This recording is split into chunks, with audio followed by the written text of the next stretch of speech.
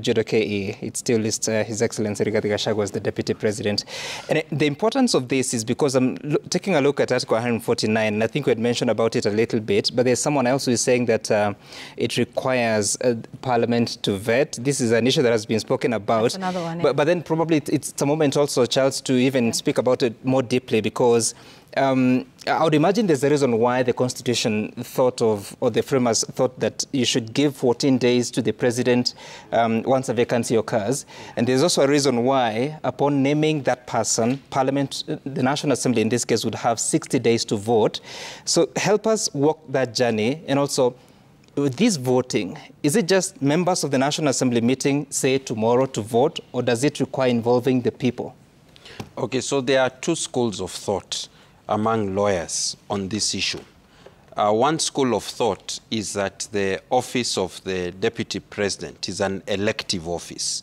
And the fact that Deputy President has been removed by impeachment does not turn it into an appointive office. It just changes the manner of voting. Before, the voting was directly by the people in a general election. And after impeachment or after a vacancy arises, the voting is by the people's representatives in Parliament. So for that school of thought, the argument is that because it is election, you don't need to do the vetting that you do when you nominate state officers. The process that is followed is similar to the one you follow when you go for the polls. Some argue that for this reason, you need IEBC, the Independent Electoral and Boundaries Commission, to verify or validate that this person is qualified for election into office and to supervise the process. There are some who say of this school of thought that because the provision, Article 149, is all-inclusive, you don't need IBC, but still it is a voting process, and therefore it is for the MPs to decide who to vote for. You will not need to do public participation the way you do for appointive offices or to follow that elaborate procedure. That's one school of thought. Mm-hmm. And those who support that school of thought say that the wording in the provision in Article 149 is quite different than the provisions that deal with appointment or nomination of cabinet secretaries and principal secretaries. And I was having that discussion with Senior Counsel Abdikadir just a few minutes ago.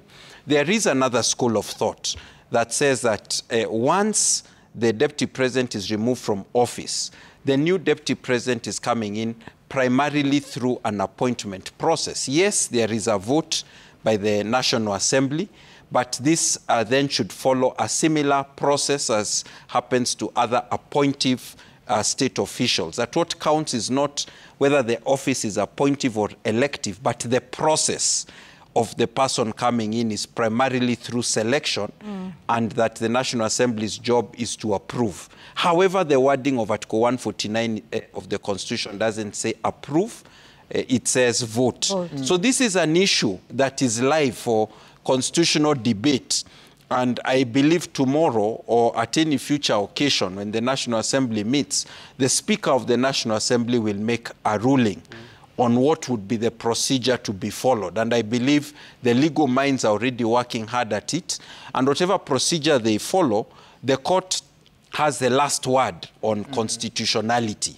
The last word on constitutionality of the process that has so far been undertaken, both in the National Assembly and in the Senate, to impeach and remove the Deputy President, and also the final word on whatever other process goes on. So if it is found to be so fundamentally unsound or contrary to constitutional values and principles or the text of the Constitution, then it can be struck down. If the court agrees with the finding of the Speaker, because the Speaker has a right to interpret the Constitution for purposes of the House, then they will uphold the decision of the Speaker. So why the 60 days?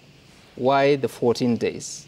So one of the things that the new constitutional architecture has done is try to avoid periods of extended vacancy in important state offices.